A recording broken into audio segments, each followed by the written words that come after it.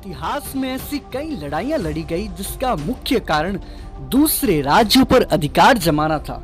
लेकिन इतिहास की एक ऐसी भी लड़ाई जो महज एक तरबूज के लिए हुई और जिसे नाम दिया गया मतीरे की राड़।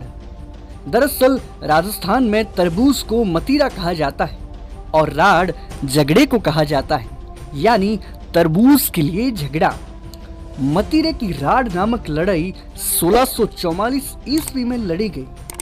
कहानी कुछ इस तरह थी कि उस समय राजस्थान में बीकानेर रियासत का सिलवा गांव और नागौर रियासत का जाखड़िया गांव एक दूसरे से सटे हुए थे, एक दूसरे के नजदीक थे।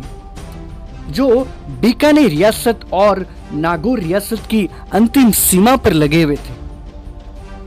अब हुआ कुछ यूं कि एक मतीरे की बैल बीकानेर रियासत की सीमा में लगी।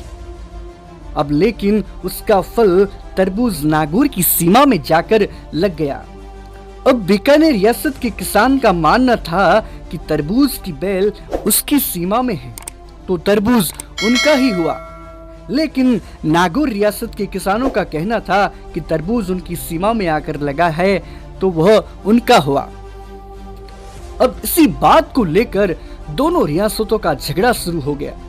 बताया जाता है कि नागौर सेना का नेतृत्व सिंघवी सुखमल और बीकानेर सेना का नेतृत्व रामचंद्र मुखिया ने किया और अब धीरे धीरे ये झगड़ा एक खूनी लड़ाई में तब्दील हो गया।